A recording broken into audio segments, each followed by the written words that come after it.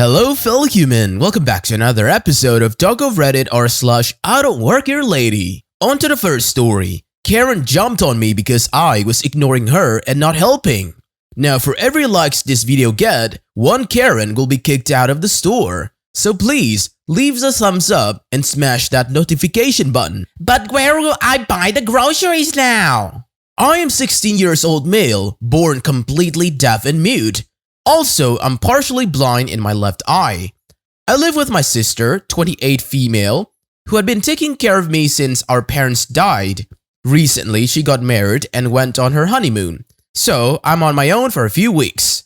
This happened yesterday. Usually, whenever I go out, I'm accompanied by my sister due to my disability. But now, since she's on her honeymoon, I had to go out alone. There was a new supermarket opened in our area, and I needed some items, so I decided to go there and grab them. My bad for wearing a red collar t-shirt almost similar to the employees working there. But if you look closely, you could see that it was not the uniform. I was at the electronics section looking for some batteries when I see old men struggling to get some DVDs at the top shelf. Since I'm tall, I helped him. He thanked me, I can do lip reading, and went on his way. Then I began looking for batteries. That's when I felt someone grab my left wrist. I turned around and a woman in her late 40s slapped me. She was speaking something, but I couldn't follow her lips as she spoke too fast. However, I was able to catch some words like you, ignore, job, etc. So I signed to her that I'm deaf. Apparently, this was a wrong move because she became more irritated towards the signs. Again, she was yelling something, but I couldn't catch anything. So I took out my notebook and started writing that I'm deaf and mute. Before I could finish, she grabbed my notebook and pen and threw them away. Then, she slapped me again and pushed me to the ground. Luckily, by this time, a store employee came to see what the commotion was about. He saw me on the ground and helped me up. Then he asked me what happened. Before I can sign to him, Karen started to yell at the employee. I don't know what she said as she was not facing me. After she finished, I signed to the employee that I cannot hear or speak. Fortunately, he understood and explained this to the lady, but she is still not convinced. She tries to jump on me again, but I moved away. Then I wrote and showed the employee to call the cops on her. The employee nodded and called the cops. Karen tried to run away, but the security caught her. The police arrived in about 10 minutes. They first talked to the employee, who explained the situation about how Karen jumped on me because she mistook me for the store employee. One police officer comes and speaks to me. I understood that he wanted my version of events, so I wrote everything down and showed it to the officer. They went to check the CCTV footage, then came back and asked if I wanted to press charges. I gladly said yes. Karen was then placed in handcuffs and given a free ride at the back of a police cruiser. The manager explained to me that Karen thought I worked there, and she became angry that I ignored her. She had been standing on my left side, so obviously I couldn't see her. The store manager then offered me a 50% discount on the products. I texted my sister about the events that happened and she was livid. Oh, did I mention that my sister is a lawyer? She told me that she, herself, will be handling the case and would see to that Karen would get maximum time. Court date is around 40 days. I will update about it after court. Good job pressing charges. You don't mess with people like that. The second story by Yislash, powered by Weird Humor. No, my husband wearing a winter coat and carrying a 6-month-old baby is not working here, lady. My husband is a peaceful giant. He's 6'5" and can look quite imposing even though he really is a teddy bear. Never stressed or aggressive, never overreacting or raising his voice, just a peaceful giant. So here we are at the grocery shop with our 6-month-old baby shopping for food and whatnot. It is winter in Canada, so you know, cold, and we were both wearing our coats. The kid is fussy and nothing really calms him except when we carry him in our arms. It is my turn and my husband is going back and forth gathering what we need and bringing the items to our cart when the Banshee from Hell, BFH from now on, got in his face. Figure of speech, she was like 5'2" and started yelling at him. BFH, are you done? You've been helping her forever and I need help now. Husband, with his smooth everything is good kind of tone. "Oh, I'm sorry. We're Canadians, by the way. But I'm afraid I do not work here." BFH. "BS. I just saw you help her shopping. Now, you help me and do not talk back to me." Husband. "But..." BFH. "Stop. Don't talk to me unless it is to thank me. Are we clear?" My husband sees me boiling and about to interfere, but makes a sign that says he's going to deal with it. He then calmly looks at her with a smile. BFH. Smuggling. "Got. Now, help me grab the last item." Item that I don't remember. Probably some king of condiment. "On this high shelf. Why the hell you people always put the stuff I need so high is beyond me. Now, chop chop." My husband grabs the item, but instead of giving it to her, he keeps it just a tiny bit out of her reach. He looks at it and then at me. Husband grinning. "Honey, do we need condiment?" Me catching on. "Well, as a matter of fact, yes, we do." Lady. "What? How dare you give her my stuff? It's my stuff. Give it to me." Super slowly, my husband gets closer to the lady. He is so imposing that she calms down immediately. With the biggest of smile and the most polite voice ever, he says to her, "Husband, again, I do not work here, but thank you for showing me the condiment. We were about to forget it." And with that, he puts the item in our cart, grabs the baby, and together we left. In the background, the lady howling some profanities, all three of us smiling. I love my husband. Well, sorry Karen, but he's not your personal shopper. The third story. It's a beautiful day for a train ride. Right, so this took place way back in 2007 when I was in my early 20s working full-time at an auto parts store. I drove a white 1982 Nissan Pulsar. It was ancient, but no complaints. Relevant, I promise.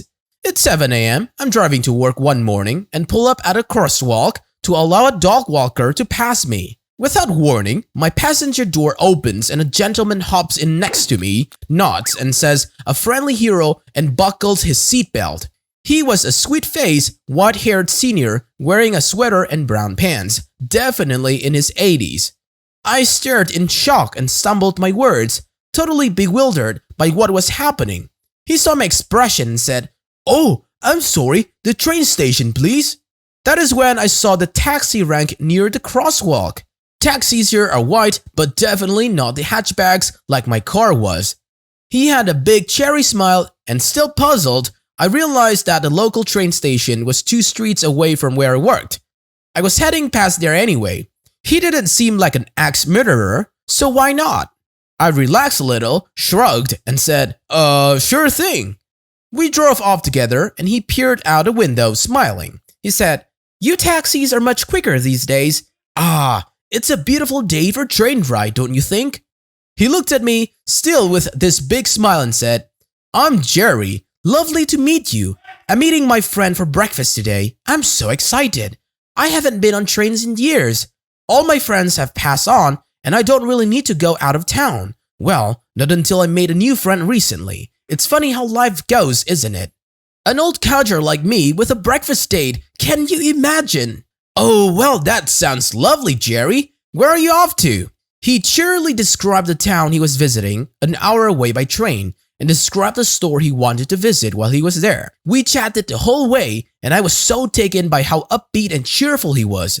We pulled into the offloading zone outside the train station, and he pulled out his wallet. I jumped in, saying, "Oh, no charge, mate. I don't have my meter working yet." Telling a lie was better than deflating his happy spirit with an embarrassing situation. He was chuffed. It was a chilling morning. I walked him to the ticket office, where there was a heated waiting room he could sit in until his train arrived. He thanked me, smiled, and said, "It's a beautiful day for a train ride. You can take care now." Take care, Jerry. It's been 11 years and I often find myself smiling when I remember him. What a lovely story, guys. You are such a nice person for being so kind to this stranger. The fourth story. Park in our driveway, get a naked man to argue with. College. A bunch of guys rent a beat-up old house in town next to a daycare.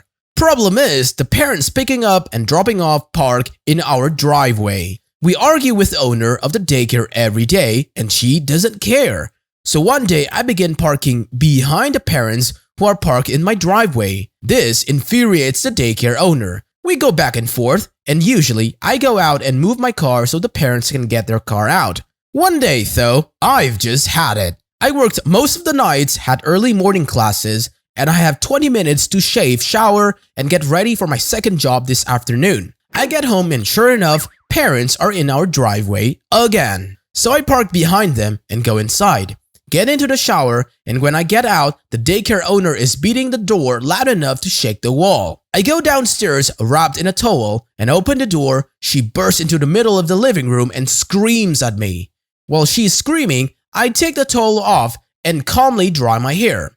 I'm bugged ducking naked. She stopped screaming long enough to realize she's standing next to a naked college student, screams something about calling the cops and bolts for the door. It doesn't open. In her haste to leave, she's locked the door instead of unlocking it. Now, she's stuck with a naked man. I tell her I have the key, true, to unlock the door, and the key is upstairs on my dressers. I leave her looking like she's about to have a heart attack. I take the longest time to go upstairs and get dressed and get the key. When I come back to the living room, she's white as ghost. I unlock the door and say, "It sucks to be stuck and not able to leave, right?" Fast forward about 20 minutes, and when I'm leaving, a cop is parked in front of the house. I chat with them through the car window. I explain the situation and they chuckle. Did you invite her in?" "No," I tell them. "She barged into my house." Well, it's not a crime to be naked in your own house. Her problem for violating your privacy." I'd love to say this rectified situation, but it didn't. We never found a way to stop parents from parking in our driveway. But it was fun for a few minutes to freak a stuck-up, mean-butt, middle-aged woman. Oh wait, so she called the cops after barging into your home? I just don't understand the mind of someone like that. The fifth story by PDX Cranberry. I'll poop wherever I like. This sub is a dream to me. I have experiences like this constantly. I think it might be due to having spent 17 years in the service industry. I just have that look. I've started wearing earbuds everywhere I go, but obviously, that's not something I can do in restaurants and bars. My buddy was taking me out to a fancy French restaurant as a treat, and I was pretty gussed up. I really enjoy getting dolled up and wearing a beautiful dress to enjoy a wonderful meal. However, the city in which I live, Portland, Oregon, has a reputation for dinners dressing down, even in fine dining restaurants. It's a running joke among locals. You will go into a restaurant where a couple will easily drop a couple of hundreds on one meal, and over half of the room are wearing hiking clothes or yoga pants. I only mention this because the staff tends to be better dressed than the clients. I was wearing all black with my hair in an elaborate updo and chandelier earrings. I think all black is what started everything. This particular restaurant has a well-known and frankly downright foxy chef who typically work at a station exposing and plating where everybody can see him. It's also near the door to the only washroom and the service station. It's a huge restaurant, and with only one washroom, there was a bit of line. I waited and waited, and at one point I think the chef and I exchanged a few pleasantries. When I was next in line, a middle-aged man in Portland issued plate button up and jeans got in line behind me. He had cranky energy and was shifting from foot to foot. It didn't seem like he had to go badly, just that he was impatient. I had been waiting much longer than him and found his constant signing and scoffing irritating. When it was my turn, I reached for the door only to have this awful man push in front of me, nearly knock me over, shoving himself into the open door. I was so taken aback I just sort of froze and said, "Excuse me, but I was next." Which is when he wheeled around, started yelling about how he wasn't about to wait while some waitress changed her tampon, and then yelled at the chef that he should have a staff bathroom because it's disgusting that the staff used the same bathroom as guests and implied he might not pay for his meal because of it. I stood there in absolute shock and a full bladder while this man took care of his business, clearly taking his sweet time out of spite. Maybe something about his personality made me think he hadn't taken a normal crap in years. The chef apologized to me, and a waiter who had been at the server station commiserated. I decided to screw it. I don't work here, but even if I did, there's no reason to be treated like I'm not a human. Like seriously, dude. You're wearing a muddy Teva sandals and suddenly acting like we're ducking Downtown Abbey. When he came out, I used my entire body to block his path out of the bathroom and gave him a stern but quiet lecture about how A, I actually wasn't an employee, and B, there's nothing wrong with sharing the bathroom with the staff, and told him that he had ruined what should have been a special night out. Again, this all happened in full view of the entire kitchen staff and several members of the waitstaff. I hadn't realized it at the time, but this jerk was actually seated directly next to my friend on the bouquet. His female dining companion was sitting next to me. I had been gone easily 20 minutes and my friend was confused and annoyed. I figured at that point I had nothing to lose, so I loudly explained what happened while gesturing to the alpha man and making a pointed eye contact with the woman. The man looked furious and the woman just silently glared at him. After a few minutes, the waiter wordlessly dropped their check.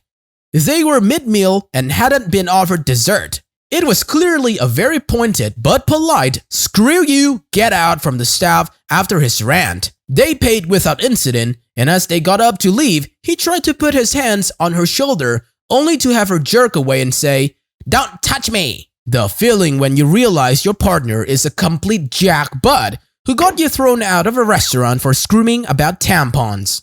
We got a cheese plate and glasses of sparkling rose as a gift from the restaurant. Cheers! Well, hey, at least she found out what a jerk he is at some point. That's it for today, fellow humans. Thanks for watching. Be sure to leave a like, comment, and subscribe. See you guys next time.